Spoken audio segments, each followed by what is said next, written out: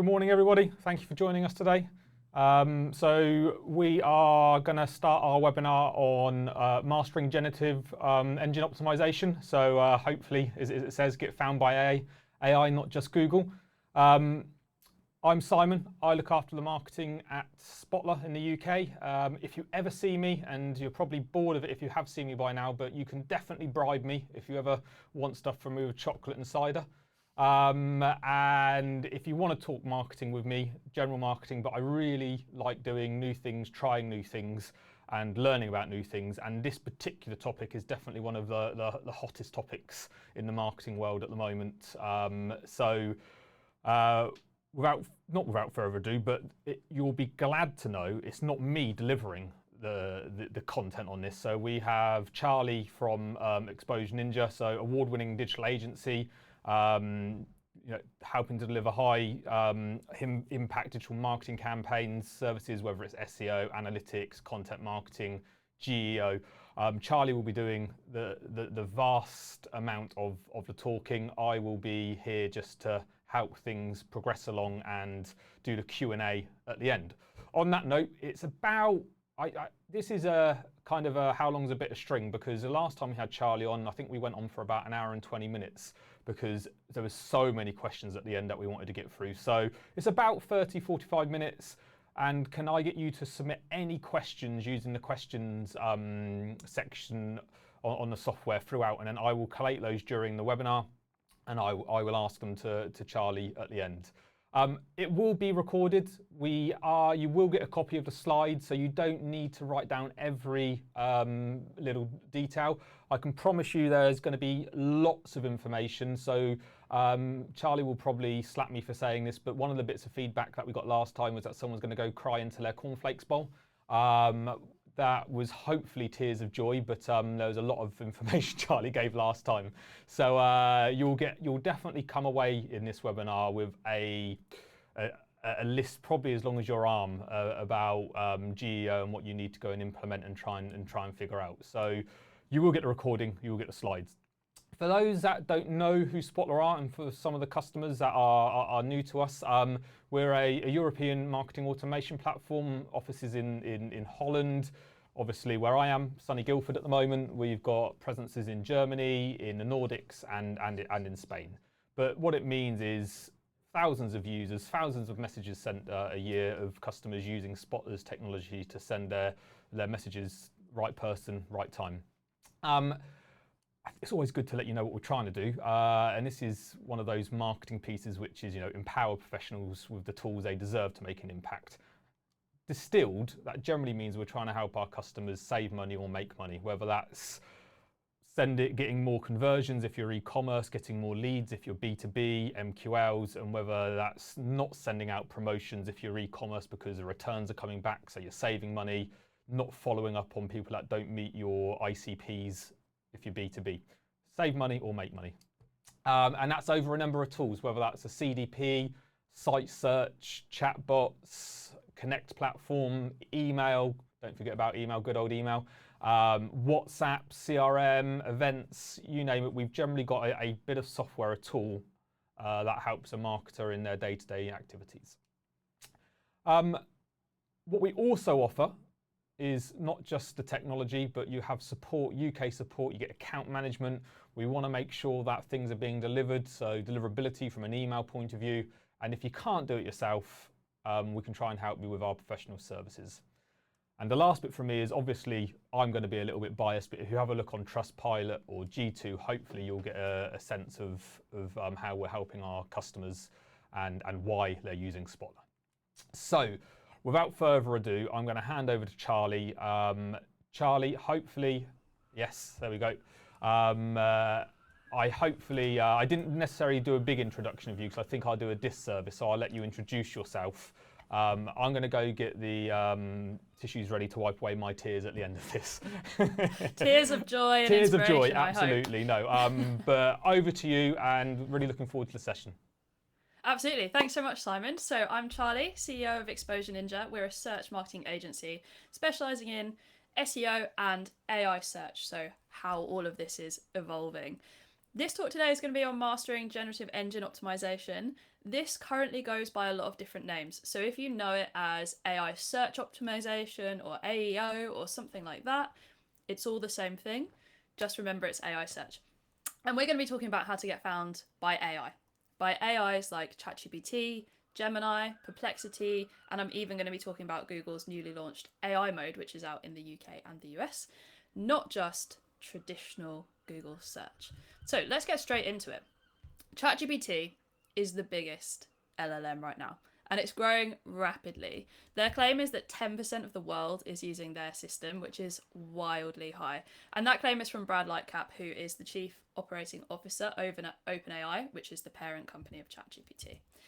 But other data backs this up. SimilarWeb shows that ChatGPT already has an estimated monthly visits of almost 2 billion in July this year.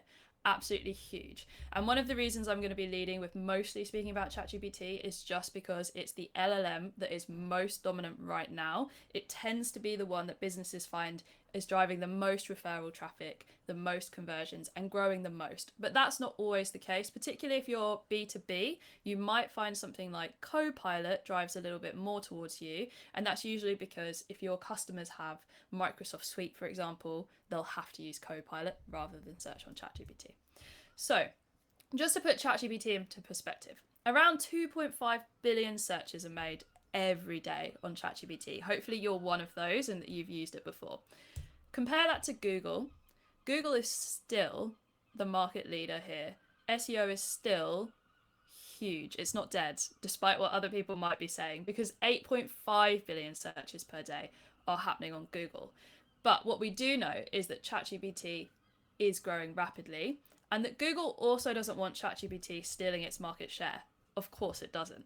So Google has recently launched AI mode, and it looks like this. AI mode, launched in the US first, has just launched in the UK, and has already gone into testing in labs in India. So it's coming. It hasn't yet hit the EU, and that's because the EEA has much tighter regulations. It takes Google a lot longer to roll out new tech like this. But AI mode is essentially a new type of search powered entirely by AI. And you'll see it at the top of the browser. So you can see on the screen here, where you usually have search, you have things like images, videos, news, shopping, all of the different toggles. AI mode is now an option in the US and the UK, and it works like an LLM. It answers questions for you in the same way ChatGPT does. This is Google's first move towards integrating AI much more strongly in its search results. It's sort of second version following AI overviews, which we talked about on the webinar last time. If you haven't caught that one, catch up with that one because it's useful foundational information for what we're about to get into here. For marketers though, this poses a bit of a problem.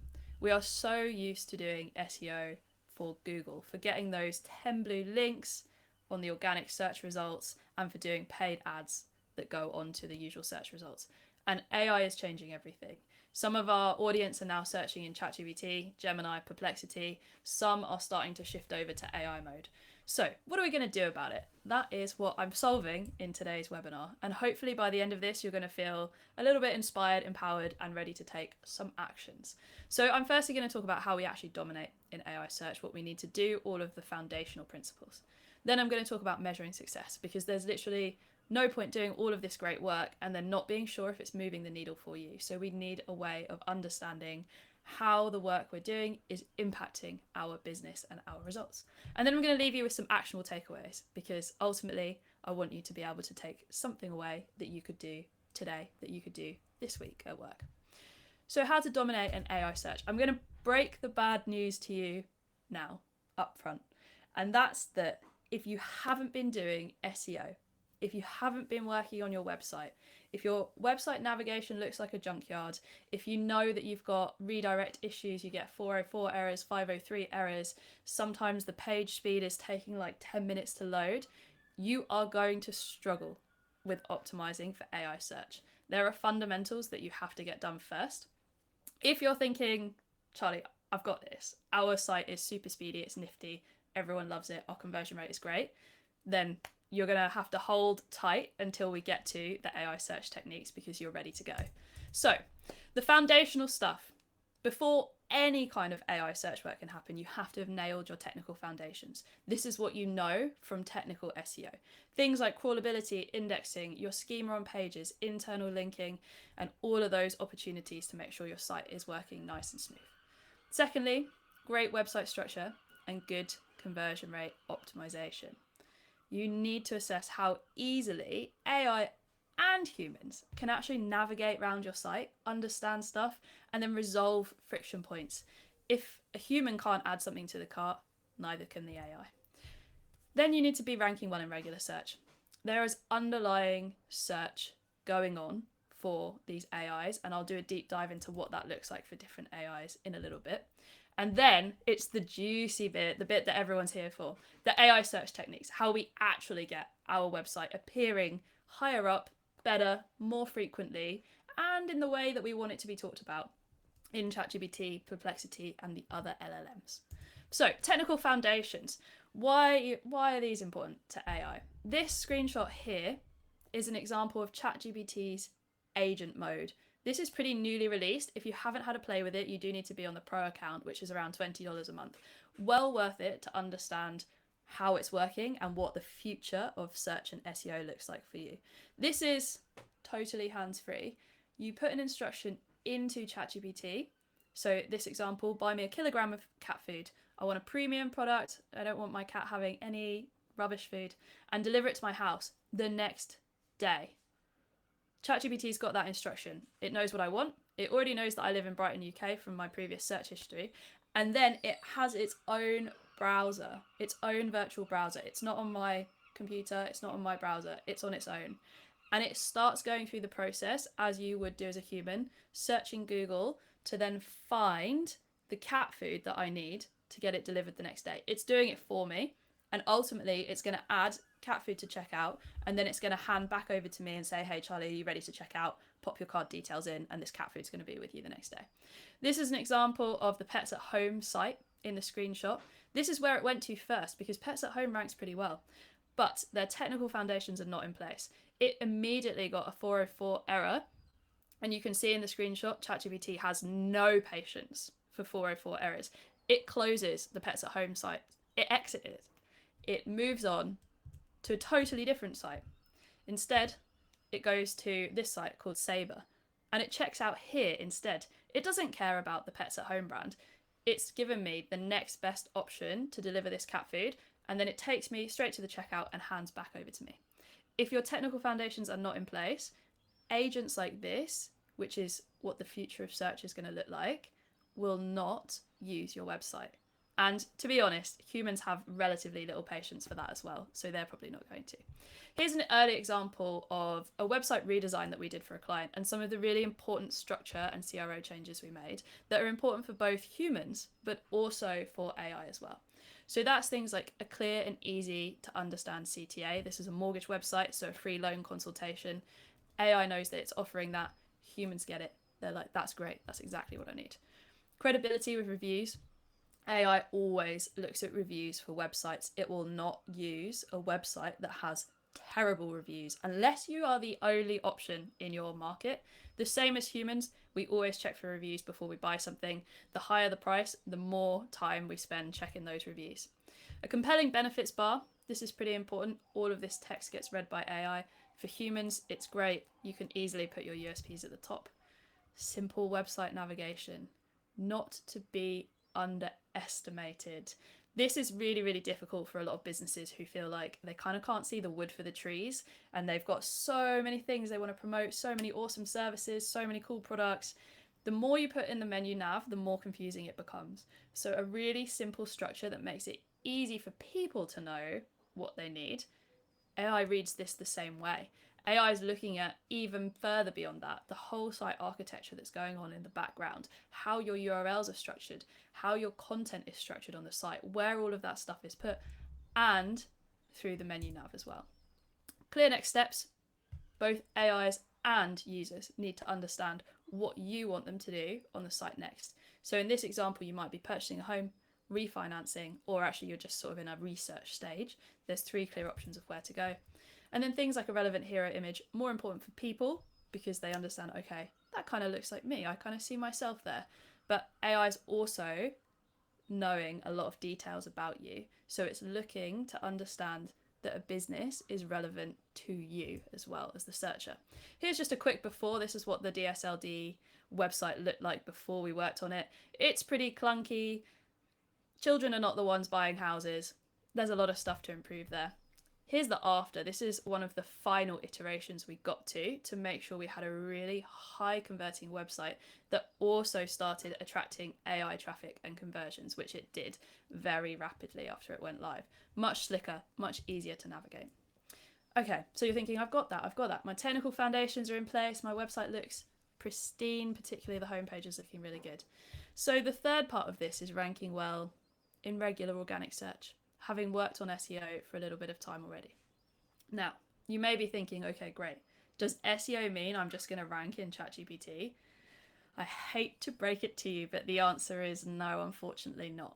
So generative engines are trained on different data from one another. They have underlying data sets they were originally trained on. Sometimes they can even answer questions just from their original data sets. Then they have different search capabilities. They're able to access different search engines depending on which Gen AI it is, and they give different outputs. Not to mention they also start to personalize those outputs to you if they have historical information about you. So here's a bit of a breakdown of what that underlying training data looks like, the crawler bots, and the underlying search. There's a lot of content in this table, so take your eyes directly to the third column, the underlying search. ChatGPT, owned by OpenAI, has a partnership with Microsoft. Therefore, the underlying search that's used most of the time is Microsoft's Bing. Gemini and AI mode, in comparison, are Google products. They're, of course, using Google search. Hallelujah, great news. Perplexity, they say that they have their own proprietary tech and use web search across different platforms. So, because AI is using all of these different searches, it's got its data sets. It's reading the text patterns. It's reading the way that you are inputting prompts and questions. And it's taking contextual information about you, but also contextual information about the prompt and what you might mean. Way more advanced than just whacking mortgage company into Google. It knows so much more than that already. It creates new responses each time, which means optimizing for it takes a bit of time, but it is possible. So here's an example of a local business that we work with in Texas. They are a personal injury lawyer. They also do things like divorce law, car accident claims, all of that stuff. We've spent a lot of time optimizing for specific locations where they have offices. These are the keywords that we're going after, some of the keywords we're going after in just their normal SEO. And that's because we're going after map pack positions. This is one of the most lucrative lead generations for them. This industry is so competitive that these map pack listings change every 3 to 4 hours. That's how aggressive the SEO budgets, the SEO work going on behind them is. The important point about this, though, doing well in the map pack, doing well in those local rankings, is that then they're also doing well when it comes to LLMs. But it's not direct. You can see they're getting first result map pack there. In Gemini, they're actually the fourth result because the factors are different. The algorithm factors are different here. Have a look in ChatGPT. This is another version of a query for them. And then you can see third position on the map pack. This is Bing Maps, of course, because we know ChatGPT uses Bing. This is a different variation of the same query, and this client shows up in position 2 on the map pack. Then this is another LLM. I've put in a different version of the query, and actually it's giving text results again. This is why it's so important to make sure that you've got your local SEO set up, that you're in the map pack, your Google My Business profile is up to date, your office locations are on your website, all of the other stuff that goes into local SEO, because it influences how you show up in Gen AI. Totally different industry. Let's look at e-commerce. Kelp lawn fertilizer. If you want to have a pristine lawn, this is the stuff that you need. These are the organic results for it. So you can see a bunch of shopping ads because it's a commercial term. And then here's one of our clients, Golf Course Lawn Store, who are selling their kelp lawn fertilizer. This is the standard, the regular Google results. Then AI mode. This was when it launched. This is the US version. You can see Golf Course Lawn cited here. And they're also coming up for their liquid fertilizer here. So even though this is an AI answer, Google is still monetizing this. It's still trying to get people to check out. Actually, it's compressing the buying funnel even further on AI mode. What it wants people to do is find the right product. So it'll answer as many questions as possible up front so that that person can more quickly move through the research stage and towards the purchase stage. Because of course, Google makes money from businesses making money and from its ads, all of that stuff. So here you go. You can see, open up that link, and then it takes you straight to where you can make purchases for this product as well. They're currently testing ads in AI mode too. Again, this result, totally different from the original Google search results, but using some of the same underlying search techniques as SEO. So good SEO, great place to start. Now it's the juicy bit that everyone's been waiting for, AI search techniques. What are we actually doing then? You're like, Charlie, let's get going. What are we doing to improve our visibility in ChatGPT, Gemini, Perplexity, AI mode to actually show up? The first thing we need to understand and start doing with our content is using the query fan out technique. The query fan out technique was from Google, announced by Google in their Search Central. This is essentially the Google blog, and this was written by John Mueller. He is the guy that is the senior search analyst, but he's also the search relations team lead. It means that he's the mouthpiece to talk to all of the SEOs and marketers. It's a tough gig, and he does it very well. So what he wrote was, here's all the stuff that you need to do. Focus on unique, valuable content. You've heard it before. Great page experience. Make sure Google can access the content, that the bots can get to it, that the AI crawlers can get to it. Visibility, structured data, super important now. Your schema is more important than it ever was before. That's what he tells us. But what we also know from Google Live is that the query fan out technique is being used when searches are happening in AI mode. So here's a really long search term. This was an example given by Google about exactly what's going on in the back end. So things to do in Nashville this weekend with friends. We're big foodies, we like music, but we also like chill vibes and we like exploring off the beaten path. Rather than just one search, AI mode fans out multiple queries. It can make hundreds of searches in the background super quickly to try and give the user the most information possible, the best answer for what they're looking for. So you can see here it's looked up art galleries, breweries with live music, parks and green spaces for picnics, new restaurants, food tours in Nashville, all of this different stuff so that it can bring together a really, really complete answer. It's essentially revolutionizing search. What we're used to doing is putting all of these singular queries into Google regular search, whereas now AI mode can take this off our hands. But we know that similar things are also being done by the other LLMs, because remember, they're searching, they have search engines, they're built on top of search engines essentially. Here's another long query. I want to find the best CRM for my business. I want it to manage a 10K sailing list. I want it to be able to log sales calls, and I want it to be affordable. We can see that these searches have been made in the background. This is Perplexity, and I've specifically used Perplexity because it's one of the few LLMs that actually tells you what's going on under the hood, what searches have been made. So you can see 3 different searches here for my one query. Best affordable CRMs, CRMs for sales prospects and logging calls, and affordable CRM software for small businesses. You may be thinking, I didn't say that I was a small business. They've taken contextual information from my query to work out that I'm a small business. And they've probably done that based on the fact that I'm looking for a CRM for the first time, not asking about integrations or moving over to a new CRM. I've only got a 10K mailing list, so it's not small, but it's fairly small, it's growing. And I want it to be affordable, a big giveaway of a small business. So it takes all of that context to then decide what to search. Just an example of what might be happening. If you are trying to figure out the query fan out technique, Perplexity is a great place to start because you'll be able to see roughly what kind of searches are being made. And this is important because when you're creating a piece of content, you're creating a guide, you're creating a blog post, you're creating any kind of content asset or lead magnet on your website, you're now not just answering one query. You're not creating thousands of terrible blogs, please don't do that, thousands of blogs to answer lots of different queries. You need to add as much context that's relevant to your target customer as possible into one query so that AI can easily find all of the information it's looking for and know that you are the source of truth. You're the expert in this area. So the query fan out technique is a great place to start with this. Secondly, third-party reviews. Yes, what other people say about you matters even more with AI than it did before. So, for example, this is a great study from Hall, which has looked at B2B software and SaaS companies to see which review sites are most cited in ChatGPT compared to Perplexity and compared to various others. I highly recommend going and looking at the data.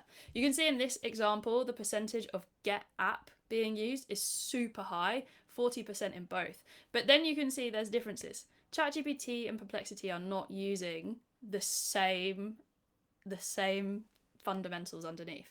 So whilst they're both using get app as the dominant one, and there's clear similarities, all the rest of these ones, SourceForge, G2, Slashdot, Geekflare, B2B reviews, expert insights, these are all in different orders with different percentages. There's differences between how these LLMs work, but there's similarities, right? You know, if you're in B2B software and SaaS based on this, get app is where you want to be. And this is because LLMs always put in third-party reviews, third-party ratings. And interestingly, they often do employee reviews. They'll often pull something like Glassdoor as well. This is particularly true on branded searches within LLMs. So in this example is DSLD, a good mortgage company. Like, they're a great one, 4.9 reviews, 4.8 on Google. It's pulling through from lots of different sites. And it will almost always do this if someone asks, does this company have a good reputation? Compare these companies to one another. I need a company that's the best in class at doing this. So let's take a look at another example. This is, which is the best conveyancer in Brighton? Tell me we're selling my house. And we can see ChatGPT, review solicitors, is the source that's being used here. This is the best way to actually understand which review sites get referenced, is to look at search prompts within LLMs that are related to your business, the ones that you actually want to show up for and see what's being used. And I say look for these similarities because you can't be on all of the review sites. You need to pick your ones. So next up, this is Perplexity. Review solicitors is here again. Yeah, it references a couple of other ones. It references Reddit, but those ones are at the top. This is Gemini, reviewsolicitors.co.uk. Here it is again. If you're a conveyancer, you know where you need to be. Okay, my favorite part, digital PR and citation building. This is a huge, huge area in AI search techniques, and one of the ones that needs the most focus and concentration if you want to dominate, if you want to do really well in AI search. Okay, so this is a great study from Profound. They are an AI search analytics platform. And what they did is study data from over 10 million citations in the past year, which is huge. If you're not sure how big that is as a study, massive. And this is the percentage share of the top 10 websites. So it's the ones that get most visited from AI. So these are the ones clearly getting referenced a lot of the time. This is a general one, so it's across all sorts of different citations. And you can see how dominant Wikipedia is in here. Reddit, Forbes, we see G2 a lot as well, and then more specific ones like TechRadar, NerdWallet, Business Insider, for example. This means, as a business, if you're trying to do well in AI search, you need to be thinking about your Wikipedia page and how your company is written about on Wikipedia. You need a strategy for managing Reddit, if people often have conversations about your business on Reddit. You need to think about, can you get features in Forbes? And if you're in this sort of niche to do with tech, things like TechRadar, NerdWallet, how do you get in those publications? Things to be thinking about. If you're thinking, oh my goodness, that's really broad, there could be loads of publications. You are absolutely correct. Here is a tool called Peak AI. It's another AI search analytics tool, and it's a really cool one because they offer something a little bit different. And that is a source list, a list of all of the websites where they get cited in the answers. So in here, this is about monday.com. They're a different CRM.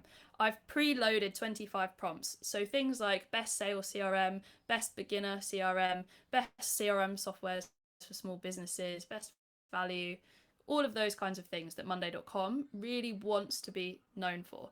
And I've put those in prompts. It's going to look for variations relating to those topics. And what it does is it amalgamates all of those to tell me, okay, these are the articles online, the websites, the URLs that mostly come up in answers from ChatGPT and other LLMs for those types of prompts. And then it tells you, are you in them? So Monday.com are having a bit of a bad time. You can see they're only in one of these articles. That means their visibility in ChatGPT and other LLMs, it's not the best. There's work to be done. There's work to be done for Monday.com is what we're saying. Compare that, if you recognize that orange logo, this is HubSpot. They are doing a lot of marketing. They're doing a lot of SEO and AI search work, and they're dominant here. They're mentioned in almost all of these. So what's the lesson? If you've done any kind of link building before, this is essentially reverse engineering. You're reaching out now to all of these articles, to all of these websites to try and get your business placed in those answers to improve your visibility in the LLMs. And that's going to take a bit of time. This is a great one because look at these. Top management tools in 2025, beginner's guide 2025, platforms compared 2025, last reviewed 2025, best CRMs 2025 for small businesses. You can bet these publishers are about to start their 2026 articles for all of these coming up around September, October time. It's the perfect time to be thinking about how you get in touch with those publishers and make sure you're in the 2026 articles. If you're thinking, oh my goodness, that's so much work, Charlie, what are we talking about? Is there a quicker way? Knowing the right publications to get into is extremely important. This is an article we published on ZDNet for our client Zugu, who sell iPad Air cases. And if you need an iPad Air case, they're the ones. We also published, and that 24 hours after that was published, we're in Perplexity, top spot. So it's pretty quick. The AIs can pick up things pretty quick if it's in a source that they trust, that they want to reference. And because this is tech sector, they really like the ZDNet website. Here's another example, same client, Zugu case. We got an article published in Wired for the best folio case. And then Gemini, the next day, here they are, they're at the top. And then you're thinking, okay, how does this impact AI mode? This is AI mode in Google. And here's that ZDNet and that Wired article on a search for the best iPad Air cases. And it comes up on plenty of variations as well. This is just one example, but of course people write in various ways of phrasing this same search to look for the best iPad Air case for them. ZDNet and Wired, they're referenced there because AIs often use these third-party sites. And then you can see Zugu is in the top spot here as well. If you click that, it opens up a product listing, and then it also takes you straight through to the Zugu case. This product listing here, this 4.8 stars, the fact that the black is in stock, this is all pulled from the Zugu case site. Another reason that having your website, your product pages, everything super up to date and really usable is important, because these AI tools will sometimes reference them and will link them, which is the best case scenario, right? Because you want to drive qualified traffic to your site who are hopefully going to make a purchase and clean you out of the iPad Air cases. Right. PR is not a one and done though. I've given you an example there of some overnight success, which is nice, but it's not always possible. There's another side to this, and that's thinking about how your business is positioned in general. You should have 2 to 3 positioning statements that are what you want to be known for in order to be appealing to your target audience. And if you have no idea who your target audience are or what your positioning statements are, start with that before you start trying to do loads of PR. You need it first. One of my favorite examples is a business called The Ordinary. They're a global skincare brand, absolutely fantastic. They have 2 very clear positioning statements that they've been working on for years. One of them is being best value skincare, and the other is being science-backed skincare, science-backed in their formulations, really clear ingredients list, that kind of thing. And if you search any kind of variation for best value skincare brand, they are dominating. You are going to see them. This is across Gemini, ChatGPT. They're often the top result for anything. And that's because for years, they've been working on getting articles in Cosmo, Glamour, everywhere to actually show them off as the best value skincare, and they've been working with journalists, they've been working with publications to position themselves as that in the market. They haven't just left it to the journalists to decide what to write. And then you get spin-offs from this kind of thing, right? This is a discussion about The Ordinary from Reddit in Australia, remember they're global, talking about, are they really great value? Are they really a good value brand? So these kinds of conversations spin off. And you may remember earlier, Reddit gets referenced all the time in LLMs. It's one of the big players at the moment anyway. So here's another example in ChatGPT where actually the Ordinary's products are coming up. And then you can see this citation list. The citation list, the sources underneath, these are all third-party websites here. This is not the Ordinary's website. This is PR work. This is their listings in Grazia, The Independent, The Sun, all sorts of articles that AI thinks, okay, these articles give a really, really good representation of this brand.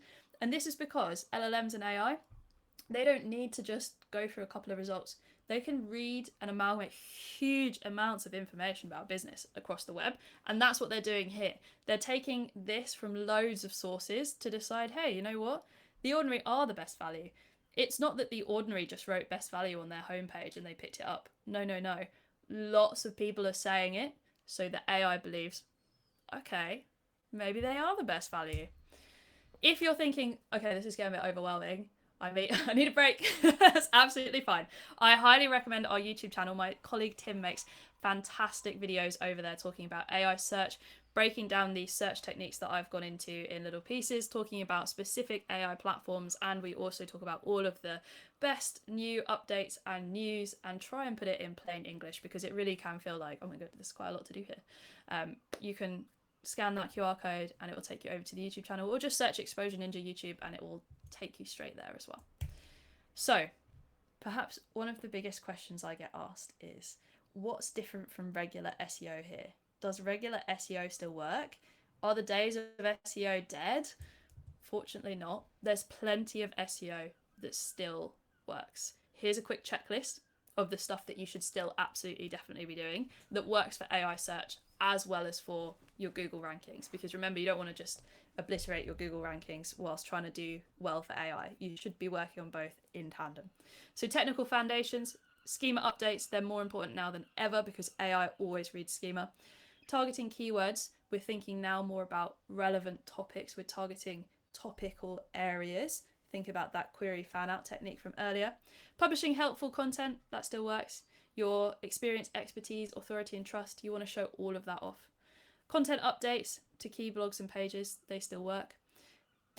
Expert author bios with credentials about why you are an expert in your industry, completely important. Digital PR, but with less emphasis on trying to just get a backlink. If you're still thinking about link building from the early 2010s, where people were like, I really need a follow link, or I need a no follow link, or I need this, or I need that, forget that. Just think about getting brand mentions for your business. AI isn't following links or looking at if it's follow or no follow. It's just looking at mentions of your brand name and the context around them. Remember, best value skincare brand, The Ordinary, it's associating them all. And Google My Business profile updates. If you're a local business, stay on top of it. But there are additional actions that you can take to improve AI visibility.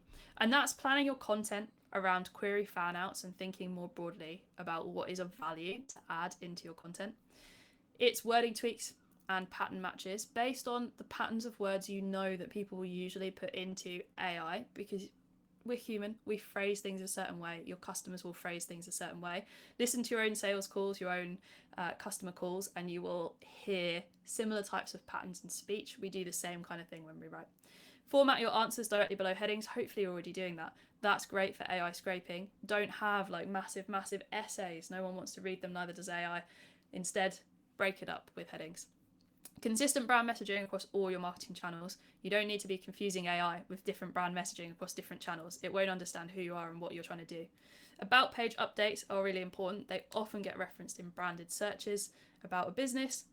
Digital PR that targets those influential publications. Remember that screenshot I showed you earlier from PKI where you're breaking down, okay, where's actually getting cited in these answers, and managing negative sentiment about your business. Hopefully you're already doing that, but think about your third-party review sites that you're on, whether that's Trustpilot, G2, whatever it is, Reddit and Quora. Think about all of those and how you're being spoken about there, because AI knows and it's not going to miss it. So hopefully you're still with me. The last section is how we actually measure success, because you're probably thinking keywords and rankings are not here. They're not the metrics we can use in AI. They work for SEO, but it's not the same now. And that's true. Fortunately, there are some trackable metrics, and I'm just going to give you a top 5. These top 2 are what I call the bread and butter metrics: referral traffic from LLMs and conversions from LLMs. These are most important because, firstly, they're easy to track. And as SEOs, as marketers, we already have a decent idea of, okay, where's our traffic coming from? Where are conversions coming from? What are the sources of those? So we want to do the same for LLMs as well. But these matter because your conversions, whether that's a sale if you're e-commerce, or whether that's a lead generated on your site, hopefully an SQL generated on your site, those conversions are what we care about, because that's the bottom line. That's what's leading to the money in the bank. Then there's a couple of other metrics that are useful progress markers, things you can start thinking about and learning now and experimenting with. That's things like visibility in AI prompts that you care about, AI sentiment, and share of voice. So I'm going to give you a quick whistle stop through these. The first one, referral traffic. You can set this up in your Google Analytics 4 if you're using GA4, and you can just set up a filter that specifically shows you referral traffic from AI platforms. You can see that it's highlighted at the bottom here. Hopefully you're fairly familiar with this page.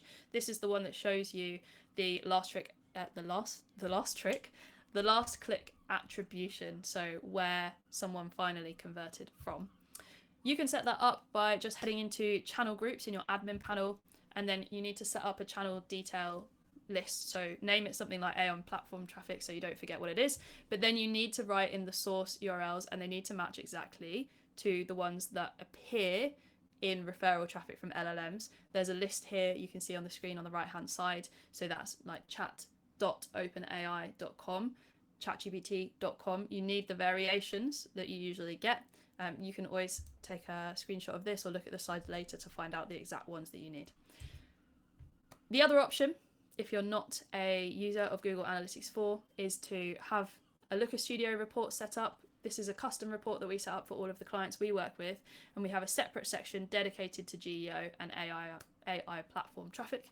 You can see this is the platform traffic and conversions. This was back from June last year, one of our clients, where we first started working on their AI search, and you can see that as well. That's what that lovely graph is showing there. You can then also track the landing pages that traffic goes to and the ones that it converts on, and you can check out the traffic split and the conversion split. This is really important for understanding which LLM you want to prioritize optimizing for. Remember, they're all a little bit different, so you want to have one that you know is the most influential for your business and focus on that first, because you can't do everything, you can't please everyone. But you've got that one, you know that the good stuff you do, the AI search technique you put into practice, will also positively influence the others as well. Okay, let's talk about those progress metrics. And some of these you might be thinking like, not used to hearing these kinds of metrics. There may be a bit more brand marketing side, and brand is really integrating quite tightly with SEO and AI search now. So this is a platform called Profound. They are one of the early platforms that exploded onto the scene for tracking AI search and essentially rankings, but visibility we call it, because there's no rankings in AI search. And you can see here, this is an example for Sandals Resorts. If you don't know them, they're a big resort company with resorts in Jamaica and a lot of the Caribbean. We've tracked all of the prompts that are most important to them. We just choose a topical area. So here, all-inclusive resorts in Jamaica, and then it breaks it down. It's like, these are the kinds of prompts that are really commonly coming up, similar variations to these, and these are the visibility scores. So you can look at how you're scoring in most areas. So you can see this one, all-inclusive resorts in Jamaica, 82%.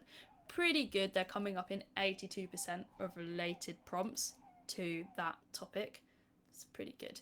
You can also, of course, find out the ones you're not doing so well on, because that shows you where the work is. This is AI mode visibility. You may have been thinking, well, there's absolutely no way to track what's going on in AI mode. You are wrong, my friend. Profound has already released a Google AI mode visibility tracker, and these tools are improving all of the time. So that's an excellent way to start seeing how often you're coming up in there. If you're like, this is a bit expensive because this is really an enterprise platform, just do a couple of manual searches to have a look at how things are going and have a couple of different people start doing those in AI mode as well. It's not reliable because the search results change, they're personalized, but it will give you a bit of an idea of how the business is doing. And then AI sentiment. This is really the metric that we most associate with brand marketing. It's how the business is thought of, whether it's a positive or a negative sentiment. And AIs hold a sentiment about your business. Of course they do. They either speak about you positively or they speak about you negatively. And in most cases, there's a bit of both. So you want the sentiment as positive as possible. You're more likely to get recommended. So you can see here in this example for sandals, they really positively talk about the streamlined experience, the built-in perks for honeymooners, and then some negative sentiment. And this would have been pulled from a lot of different sources online. So those Reddit threads, those Quora threads, review sites, whatever it is, that are talking about their experience at sandals. And that can also be blogs and articles as well. So you can see here, there's extra costs potentially, no tuxedo rentals, which is maybe pretty big thing if you're on a honeymoon or you're attending a wedding at one of those resorts. You can then use this to think about, okay, how do we manage this negative sentiment? And there might be things that you don't mind not everything being 100% positive about. You're going to have USPs, you're going to have things you do and don't do. There's going to be plenty of things that you do want to fix there as well, though. And then share of voice. This can be done and measured across AI platforms. So this example here on screen is the share of voice for sandals across AI platforms in relation to their competitors. So this share of voice, this graph is roughly showing like 12, just over 12% is the highest share of voice they've got there on Perplexity. You can see Google AI mode, that red line at the bottom, that's around 4%. They're not doing great with share of voice. They've got competitors who are much bigger players who are dominating share of voice much more than they are. So this is an area that they're probably looking at to think about, okay, how do we improve our share of voice? How do we become the go-to resort brand for the keywords that they care about with Google, the topics that they care about with AI? So I'm almost there. Actionable takeaways. I hope that this talk has inspired you to know that there are plenty of things you can do to improve your brand positioning, to improve your visibility in AI searches. This is still a super new area. Many people are learning. There's new research coming out all the time. But I want to leave you with some things that you can actually action today, tomorrow, next week for your business. Firstly, getting all of your website and SEO fundamentals in place. If you have been dragging your feet about that, now is the time to think about it because it will influence both SEO organic, your conversions on your website, and your AI search. It's well worth doing. Second, audit AI results for visibility, sentiment, and citations. And I mean AI search results about your business. You can do that manually, or you can use one of these great tools like PKI, tryprofound.com, and SEMrush has a very simple AI toolkit currently on there as well. There are plenty of other tools that are being released, so whichever one you like the look of, whichever one the price point feels right, you can have a look at that and actually make a bit of a plan about what you're going to do. So from there, building a content, citation, and PR strategy around this to dominate in AI search. So that's pretty much everything from me. Remember, I'm Charlie. I'm from exposureninja.com. And if you're thinking this world feels a little bit overwhelming, which it is, I understand, you can head to our website and you're welcome to request a free marketing review where one of our team will reach out to you, have a chat about how you're doing in SEO, how your fundamentals are going, and what you can do for AI search as well. And I'll leave you with this lovely quote from one of our clients, which is Alison over at The Ordinary. We were their SEO and AI search partner. I'm very pleased to hear that she thought we brought a lot of fresh thinking and structure to their SEO approach. So that is everything from me. Hopefully you've got some juicy questions. I'm always up for questions. So Simon's probably been keeping those in the chat. Please remember that there's absolutely no stupid questions. This is so new. This is a really big, meaty topic and there's a lot going on here. And there's nuances. It's a little bit different for every business. So nothing you ask, I won't think anything you ask is stupid. So please just throw it into the chat. I was going to say, Charlie, you might regret saying that because I've got a few stupid questions. I love them. Right, at this point, I'd like to say thank you. We'll do a proper thanks in a second, but we've got loads. Pleasure. What I normally do is I say I'll give you time to put your questions in the questions because I've got a couple more slides. So I'm going to do that anyway, but Charlie, you'll be pleased to know that there's a load of questions come through. So Amazing. I'm going to hold you on for a little bit longer and hopefully everybody still stays online. But I've just got a few slides that I wanted to finish off on around Spotler while everybody's thinking of those questions and putting them in. So please make sure you add to them. If Charlie's kind of already answered some of your questions throughout, then submit an updated version of it, but I'll go through it. I just wanted to let everybody know that from obviously at Spotler point of view, I mentioned what we did, marketing automation platform, based on data, AI and so forth. I just thought I'd show you a couple of little bits around the product where you've got all the digital activity coming in. So not to make the tenuous link, but you're hopefully driving a load of traffic to your website. As Charlie was showing, some of it might actually be all kept in within the LLMs, whether that's Chat or Perplexity and so forth. But sometimes they actually might come to your website in the B2B world. B2C world, hopefully they will do once they go through to that cart checkout and so forth.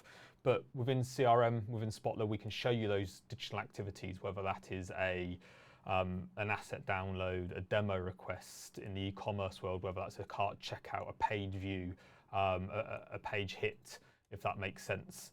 What we can also do, and Charlie kind of showed it in Google Analytics, but we can also show you from a company point of view or an individual point of view, the actual activities that are leading up to certain points. So you can see here organic hits coming from chat, scanning a QR code, engaging with an email signature. So all those UTM terms that are the basis of the tracking, whether that's in Google Analytics or in other tools like ours, we can pick up and we can start to build audiences from it. So you can start to build audiences of target customers who are likely to buy, target and they fit your ICPs.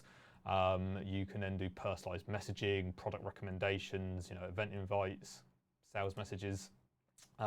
Again, all what I've tried to mention earlier is they're trying to make you money by generating a second purchase or reduce cost per lead and save money.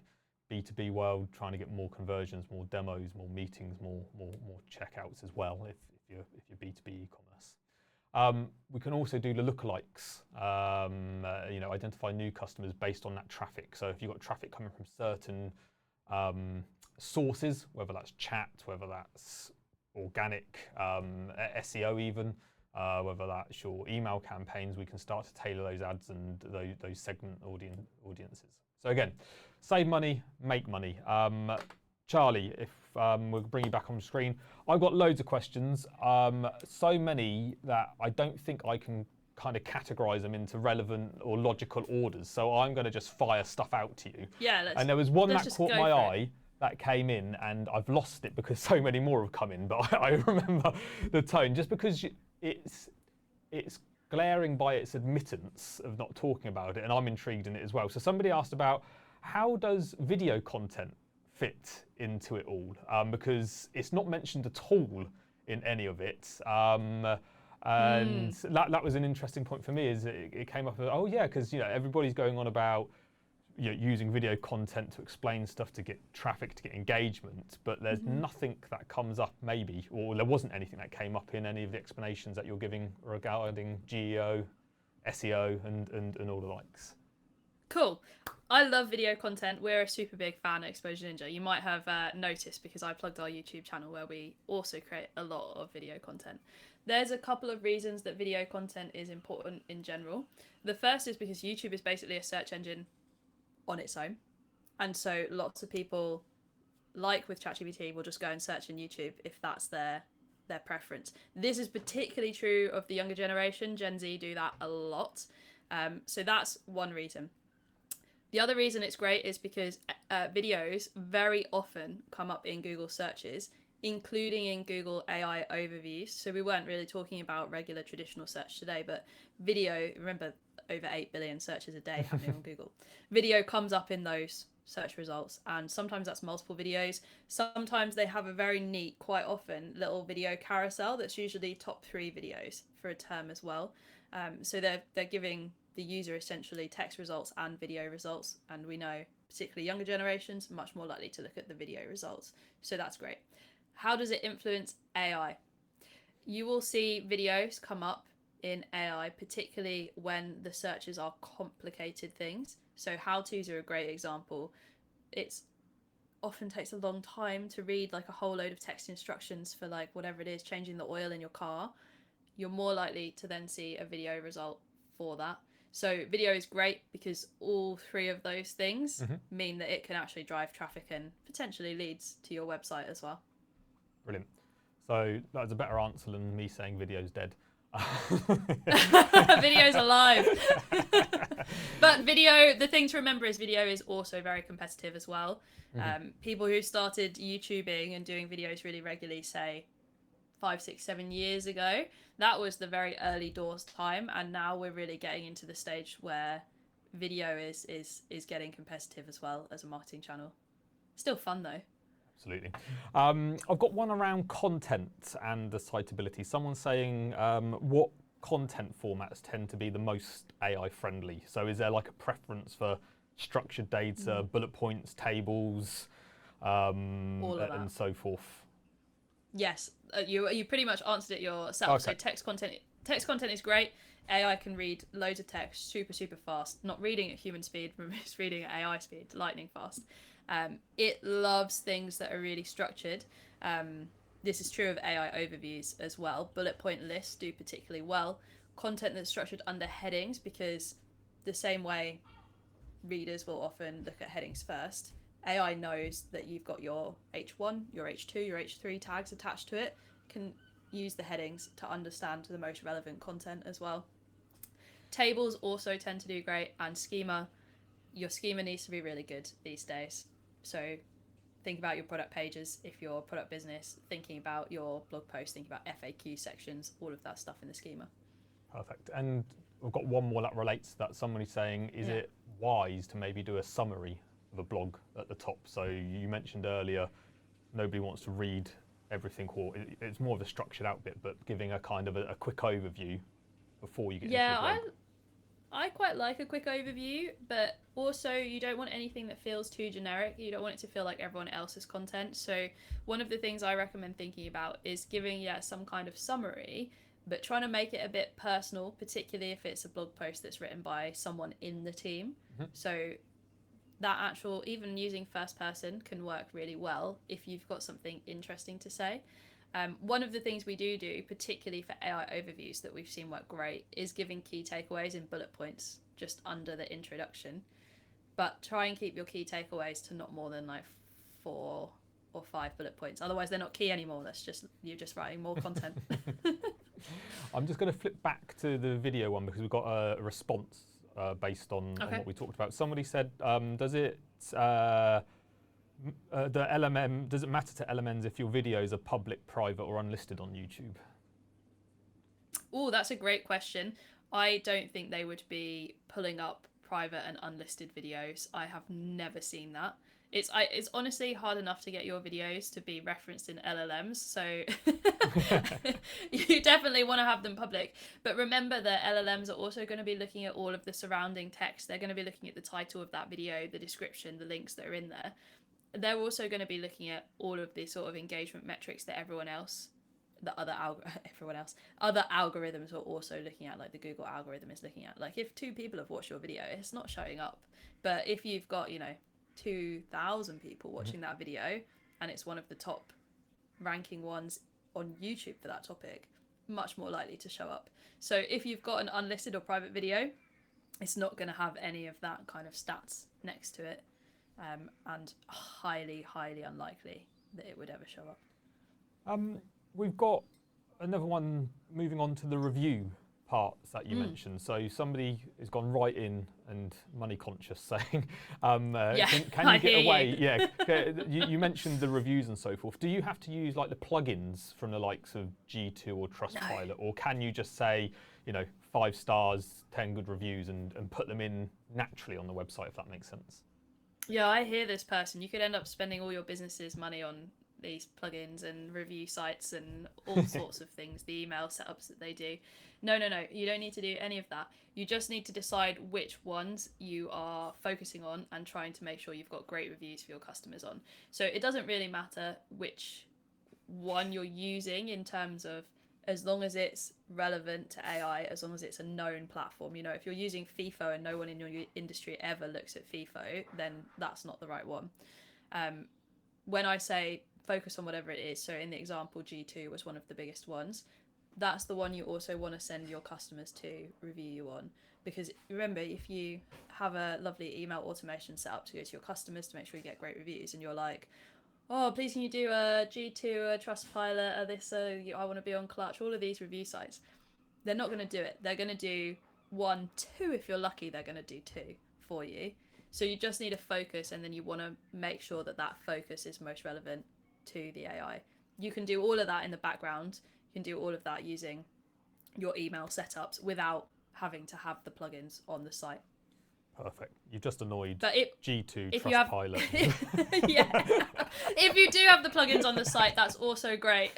People do like the plugins because you can click through to see the reviews. So a lot of people think that looks pretty nice. If you've got it, not a bad thing. If you're thinking like my wallet's not stretching, don't worry about it. Perfect. We've also got somebody asking about flipping back again, content. They're saying, how do LLMs work with paywall content? So this is a little bit controversial. LLMs mostly say that they're not using any content that's behind a paywall.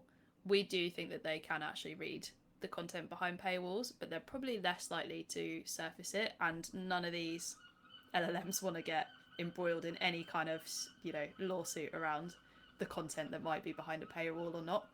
So most likely it's not reading it. Ideally you wouldn't have content behind paywalls if it's stuff that you do want to be known online about your business. If it is context that you want LLMs to actually pick up about your business, don't put it behind paywalls in general. Of course, you may be putting it behind paywalls because you're actually selling it to customers. It's part of your product. It's part of an education product. You can assume that it's not going to be referenced in LLMs if it's behind a paywall for the most part. If you do want it referenced, get rid of the paywall. I've got a question here which I don't know necessarily what it means in that, but I like what it's indicating, which is always a little bit. So it says, can chat be trained to analyse and present information in a way that highlights a competitor's weakness? It's almost like the Trojan horse kind of thing, maybe. So well, everyone always wants to know how to obliterate the competitor. Basically, somebody wants to know how to sabotage. I hear you. Good luck to you. So you'll often hear that ChatGPT and other LLMs get trained based on the conversations they're having. What they're being trained on is the way they respond, the kind of context that they're giving you, whether you like the answers. They're not learning from you. So if you're saying, oh, my competitor's cheap, they're a fraud, whatever it is you might be saying about your competitor, may be true or not, they're not learning from you. They're not taking that information from you. They're still reading all of the other information published online, Reddit, Quora, review sites, articles, etc.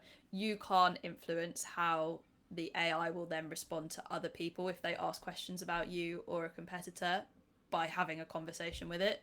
And honestly, it's like a waste of your life. So I wouldn't spend time doing that. Oh, perfect.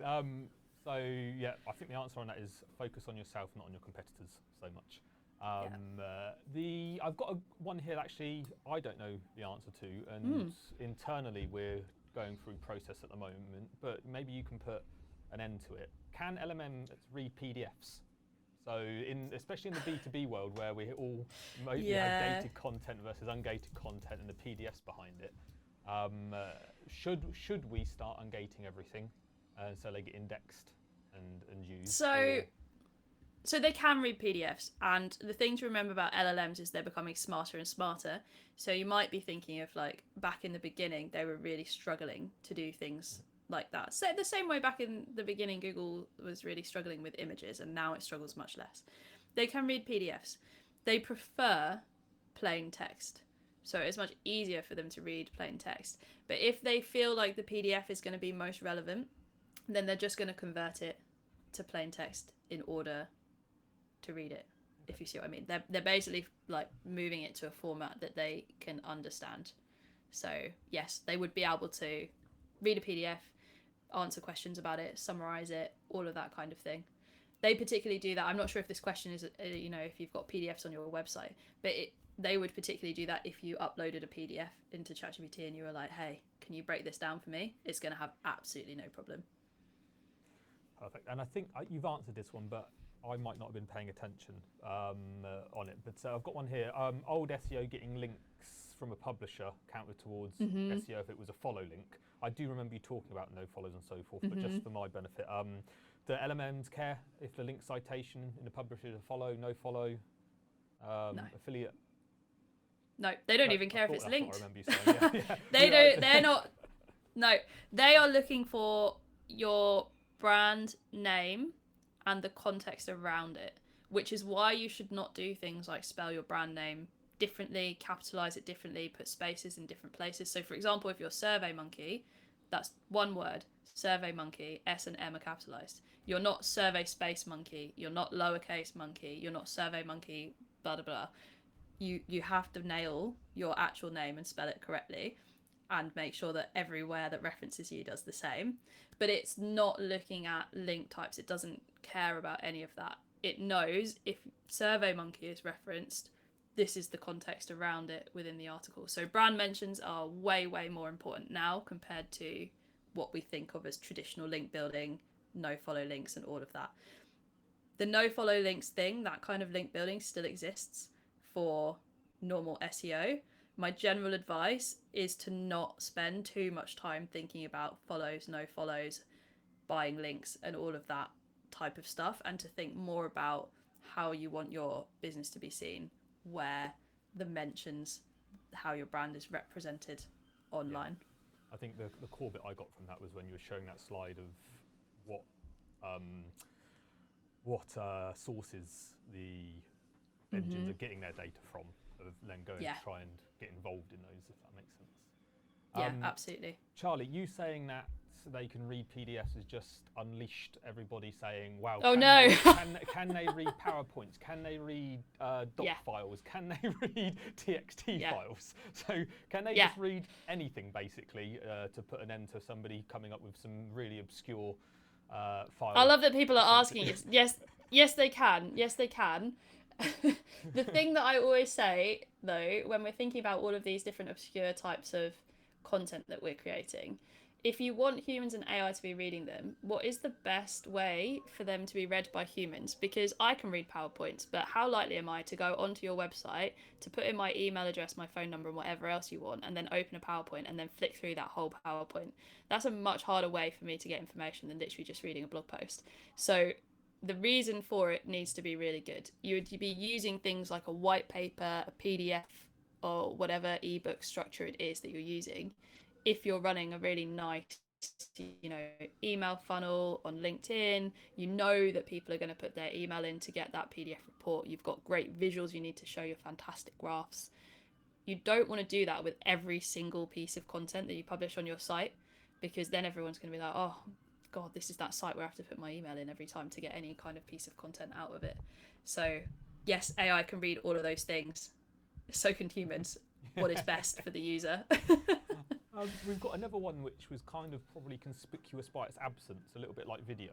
We've got somebody saying how important is social media content for optimizing AI, and they've mentioned here especially LinkedIn, but I guess any kind of social channel. So AIs, in the same way they look at third-party review sites and that kind of thing, also read sentiment on social media as well and understand it and add it contextually. It's very rare that, other than Reddit and Quora, if you want to consider them social media, I kind of consider them more towards forums than social media. It's very rare that you would see like a TikTok coming up in an AI search result. Remember, Google use YouTube a lot because it's part of their ecosystem. They own it. So they're more incentivized to be using something they own. A lot of these AIs, you'll rarely see them, but they definitely have context of them.